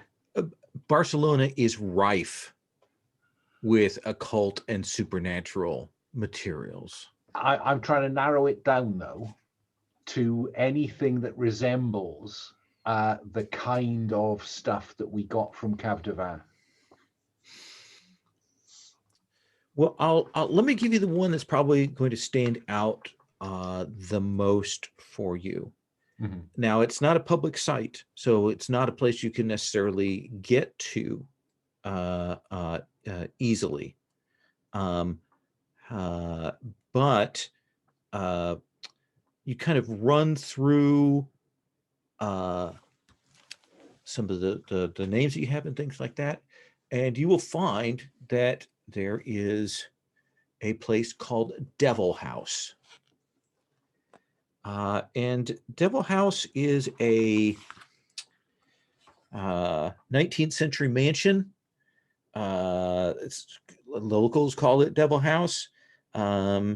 It's in a particular kind of closed off district, beautiful ornamentation on it, that kind of thing, but barred windows, protections and things like that. And it has a long reputation for satanic stuff, for ghosts, things like that. But it was purchased not too long ago, a few months ago, by a anonymous financier that, push comes to shove, looks like it might be that Calix, the CEO, purchased this through some steps there.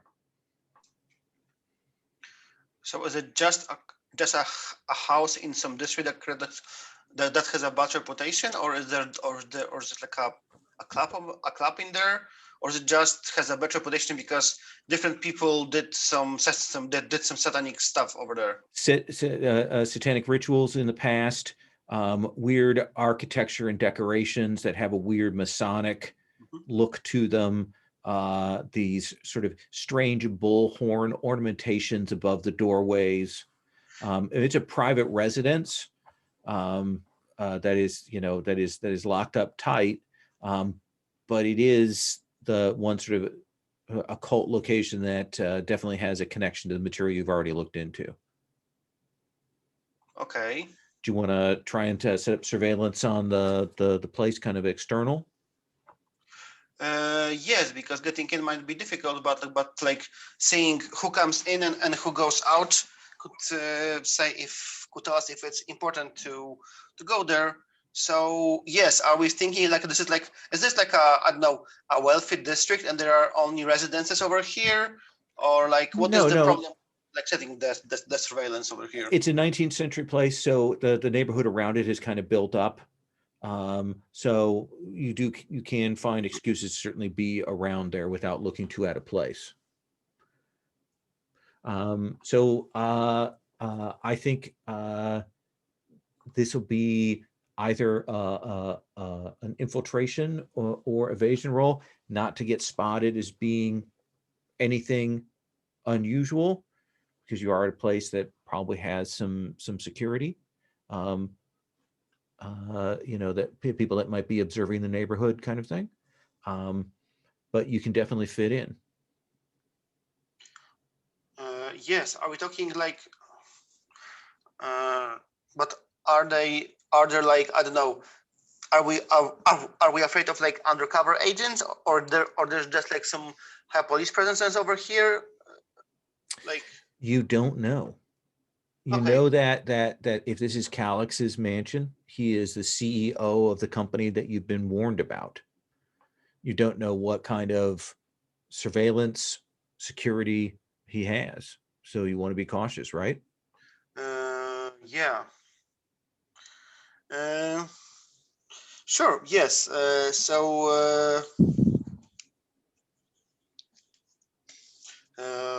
Yes. So did we say cover on or infiltration? I would say evasion or infiltration. Yeah. Maybe like operational. Okay. How so? What do you like thinking? What is cover for? Coverage from building cover identities, but yeah, if you want to play a role, that seems fair to me. Yeah. I'm not sure if cover is only dodging bullets. I don't know. No. Cover is can be used for a couple of different purposes. So if you that you're playing a role, so that seems fair to me. Yeah. So I think so. There are other buildings apart from this mansion in this district. Oh yeah. Yeah.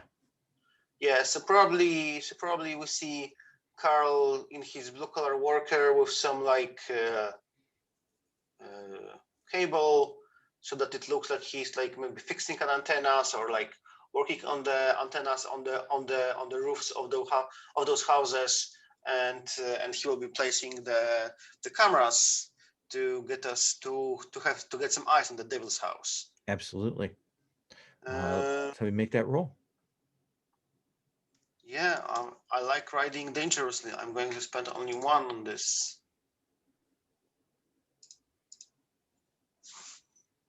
And there is an 8. 8. So you get it set up. It takes a little bit longer than you'd like, and you don't have the best lines of sight, but people come in going. You'll definitely be able to see here. Awesome. And I think you definitely, like, when you go past the building, the house itself, you definitely get a shiver run up your spine.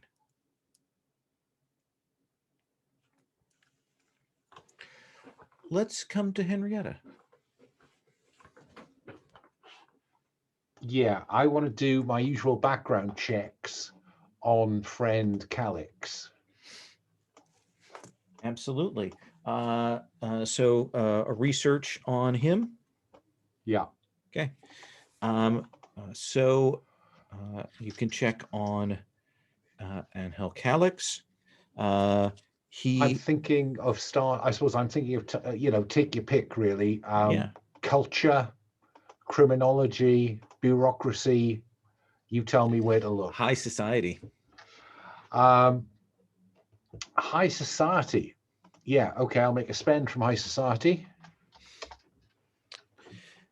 So Calix himself is a good-looking man. He's in his 60s, but looks younger. There's some rumors he's had some work done. Broad, tan, fit. Yeah, his suits are bespoke.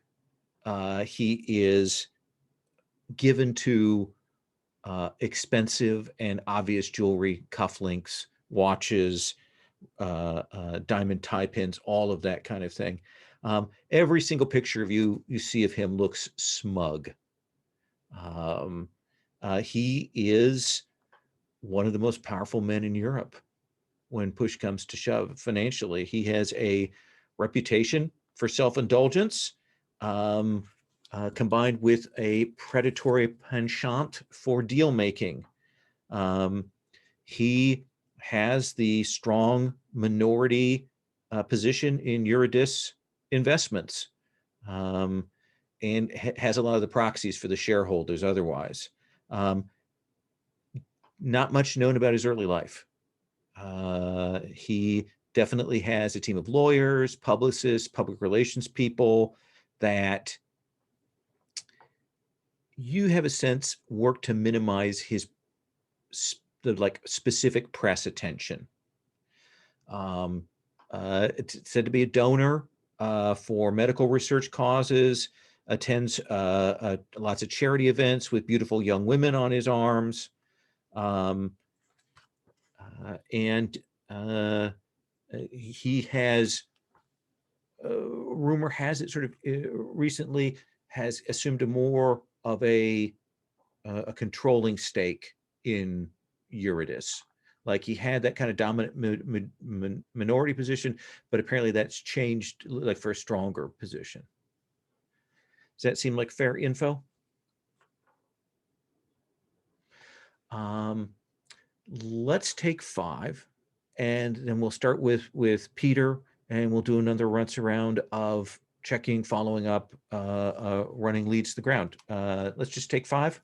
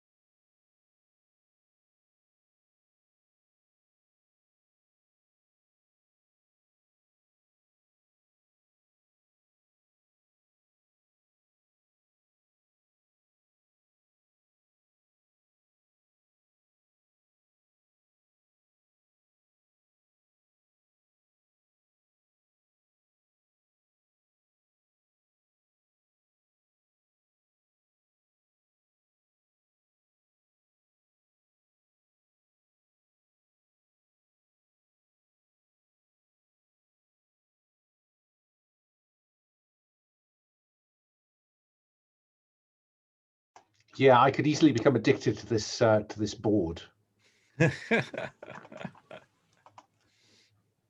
Well, you can use it the next time you run Against the Dark Conspiracy, currently on Kickstarter right now. If you're watching this video, I encourage you to check that out. Only 9 days to play. Yes. How about John Rogers? I will admit to being more than a little flattered. I thought you might be flattered that he'd read the Gauntlet blog. I know he's followed us for a while. He does look at our RPG stuff, and like when I was there was a thing a while back where they were asking about just show images from a show you like, and I put some of the Sandbaggers things, and he was like, oh yes, that's it, that's the show.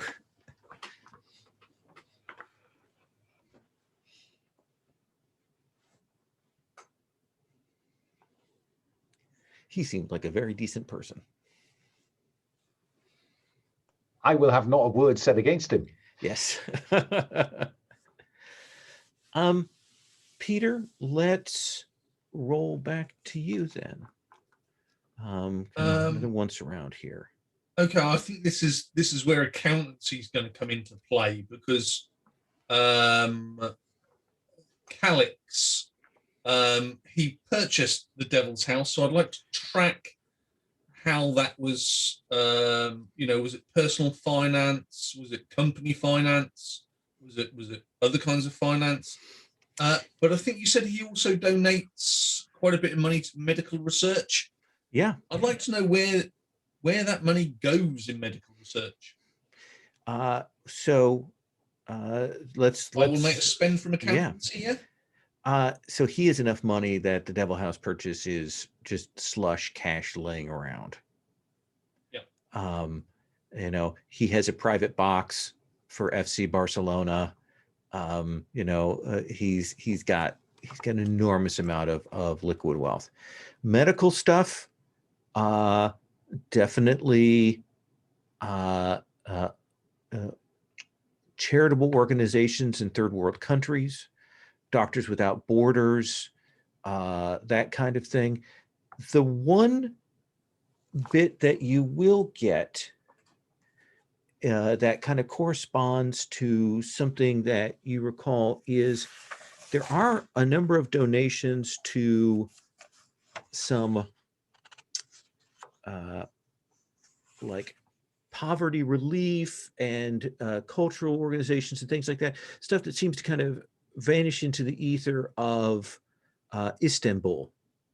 And you may recall there was that discussion from the Theosoi, the group in Paris, that they were also sending money to Istanbul to some charitable organizations there. And it looks like there's definitely some correlation between those. So that seems to be the biggies in terms of where his money is going and so on. I think the other thing you'll pick up with accounting is that there has clearly recently been a massive change in the board for Eurydice. But you kind of hit a wall there, just on the accounting end of things. Okay. Sound good? Yep. Carl, you see Calix. Devil House is just one of his places, but he does come and go. He has bodyguards with him. He has, a team of people. It is one of the spaces that he uses. But I think the biggest thing that you will get is, one of the days you get eyes on Morgaine.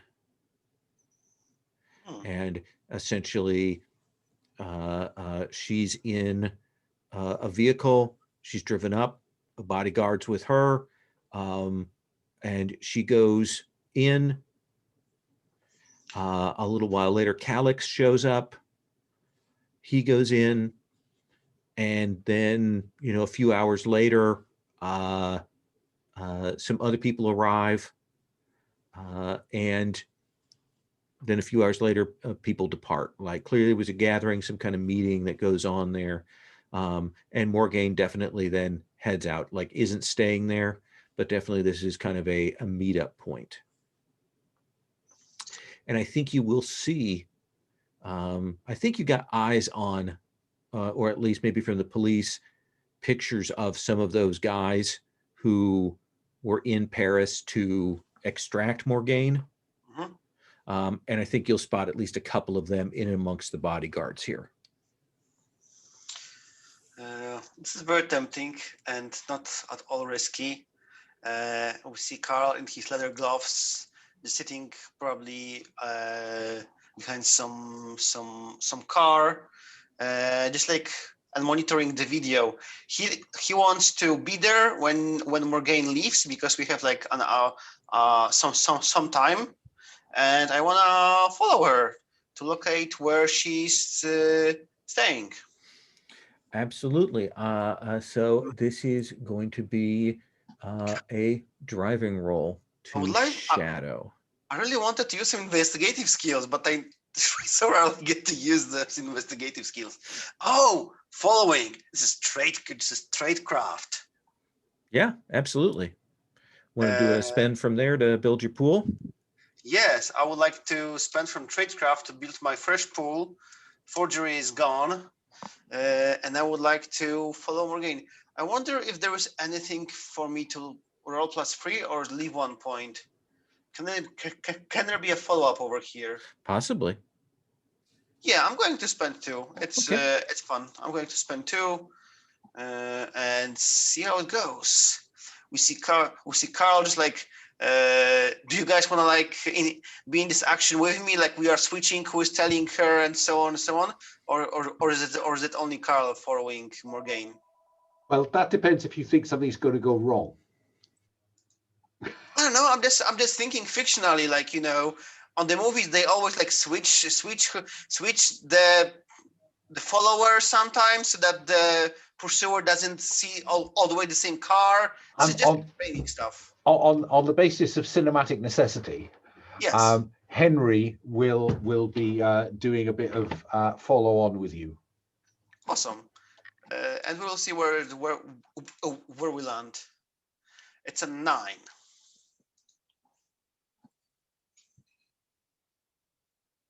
You are muted, Lowell. It's the same spam call. Hang on.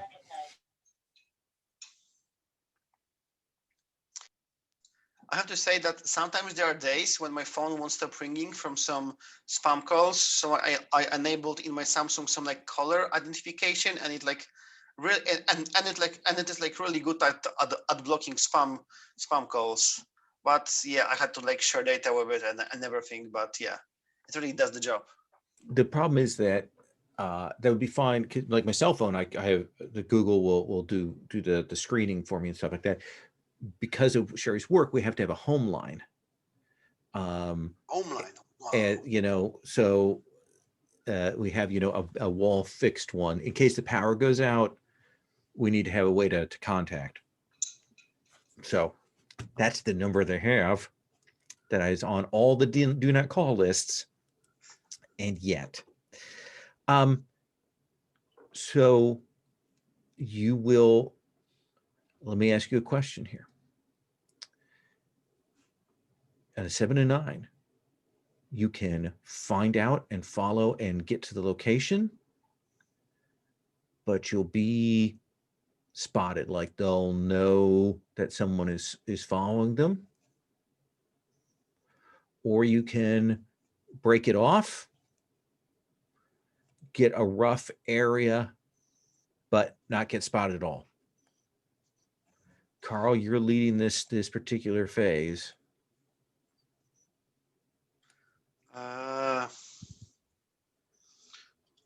Of course, I want to know exactly where she's staying. Okay. Yeah, I think that there'll be that bit as you kind of drive up. You can see that there are these sort of private, clearly corporate owned sort of beach houses down from some corporate complexes. They drive up. They get out of the car. And as you go past, you see her shadow flicker. And for a second, you feel something staring into your soul. Yeah, it sends shivers down my spine because we've already fought one of those things. Almost died in those catacombs. Yeah, and there was one of these that was with you for quite some time. It knows who you are. Yes. And in fact, it's probably this one. So, Henry, what's your next step here? Does that come over the comms? What do you say, Carl? Oh my God, I'm going to get a lecture on being a crappy spy. Yeah. I think Carl comments that. Damn, I thought we killed one of those things.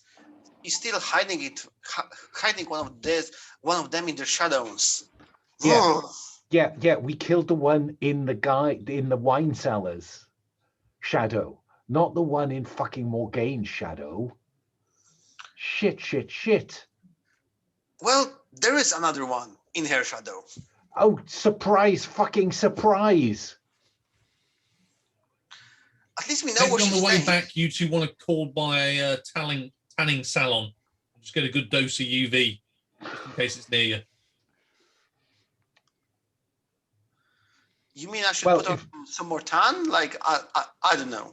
If it's going to be near anyone, it's going to be near Carl. So I think what I'm going to do is I'm going to get back to the safe house first. Okay.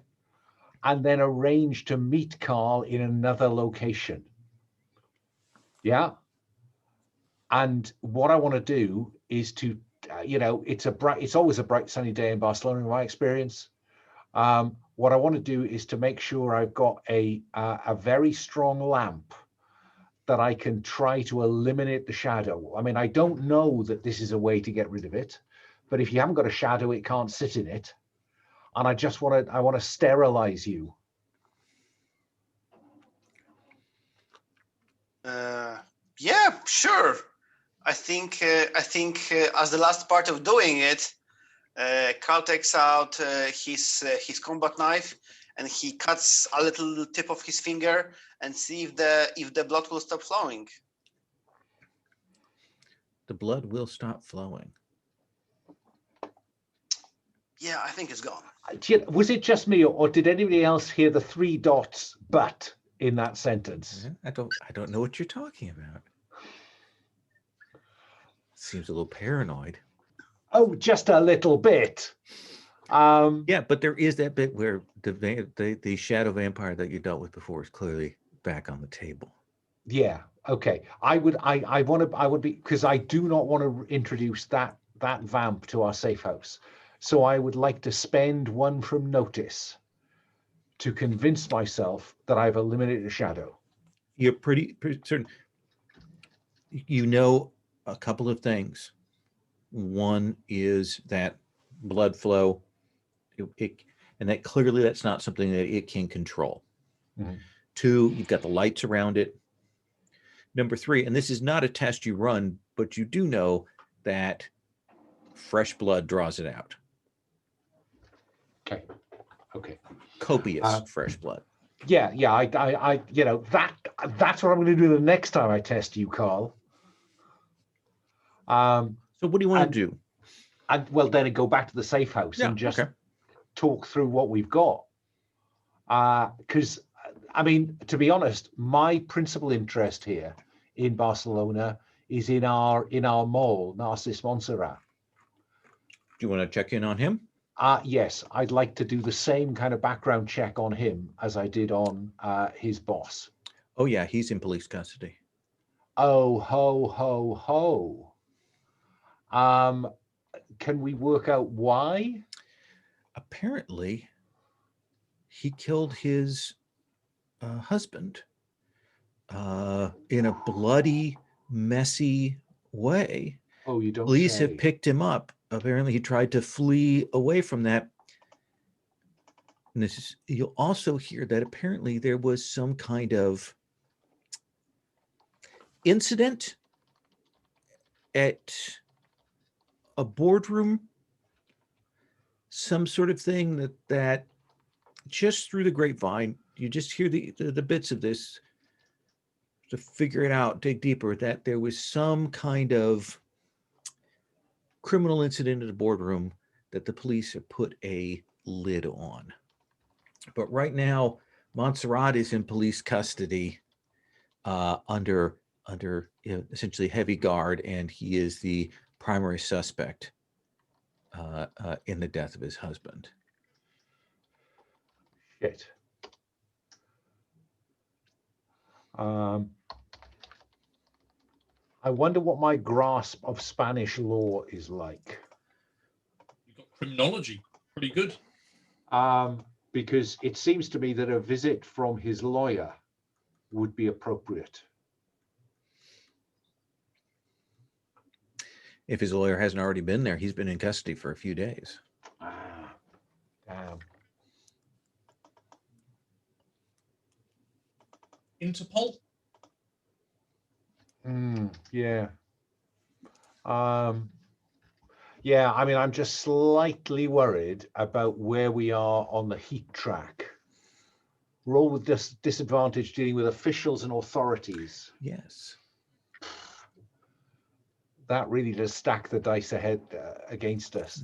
I think, well, look, he's not going anywhere in a hurry. I think I'll leave him where he is for the moment.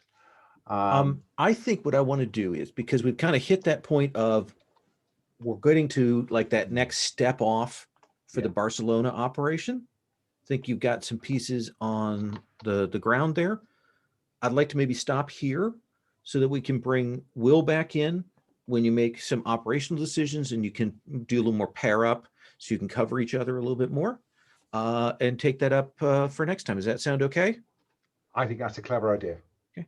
And I'll try and get Will some information between sessions, and he can figure out how he wants to share that with you about what's going on. But we'll come back. There's criminal activity, there's charitable, there's accounting, there's murders. You've got a lot of things to work from. Devil House, and of course Morgaine is here. So there's at least one of these vampires. So you may take your refresh, and we will stop there. And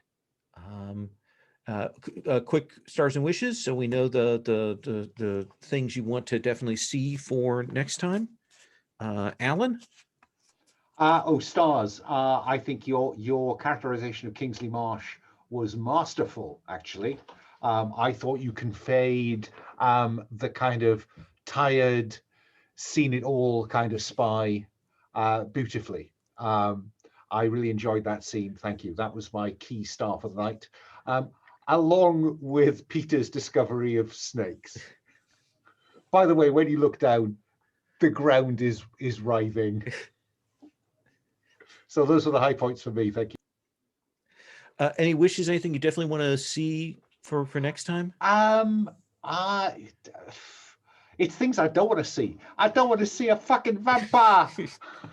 I do not want to be in a shadowy room. That's sort of in genre. I'm hoping at least this is a chance to me to answer one of Pavel's wishes, and for us to get a chase next time. That's one of my hopes. Yeah. So, but no, look, the fact is that you are hitting all my soft spots around suspense and horror. Okay, so just you keep poking. Okay. Excellent. Paul. I thought the whole snakes thing was really just the way it was framed. Lol, we knew Henrietta was safe. And really it did come, out of left field. The snakes, I wasn't expecting that at all. Possibly a sniper, but yeah, snakes totally unseen. It really mixed up really well. And I think the way it all developed from there, all of us ended up in that sort of 7 to 9 range, and it sort of worked really well. I don't think anybody could feel picked on or anything. I just thought it worked really well. Good to see a sort of PbtA thing. Henry, I don't definitely think that was my scene at all in there with him. So really good there, Alan, with dealing with that guy. The talky things definitely works well with you. Some masterful driving there, Carl, even if there was no windshield. Always good. And don't tell anybody I sucked venom out of your leg ever.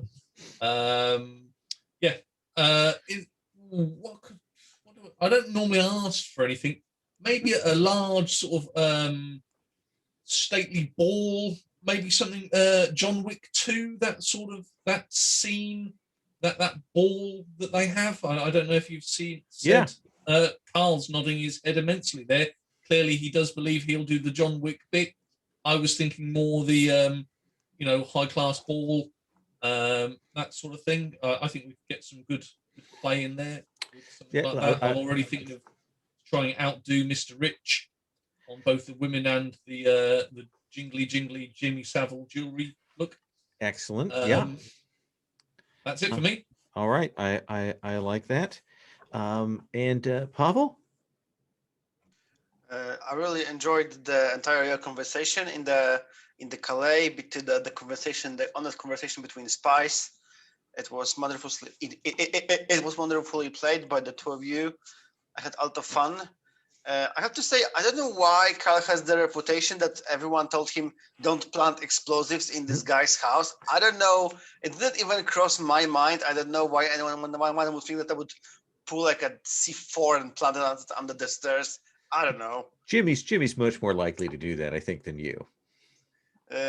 Yeah. So yeah, I enjoyed this session. Slowly getting into the Barcelona. I want to say I really liked the putting surveillance on the building. That was a very clever idea, and a nice shortcut to getting a sense of what was going on. I try to use the knowledge that I already have to follow it up.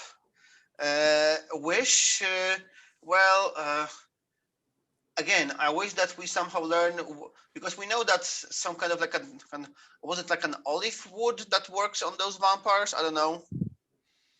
So if we learn something else, I hope that we will next time be able to deploy proper tools of combating them. I'm already thinking like Van Helsing crossbow with like a wooden bolts made from this like olive branch.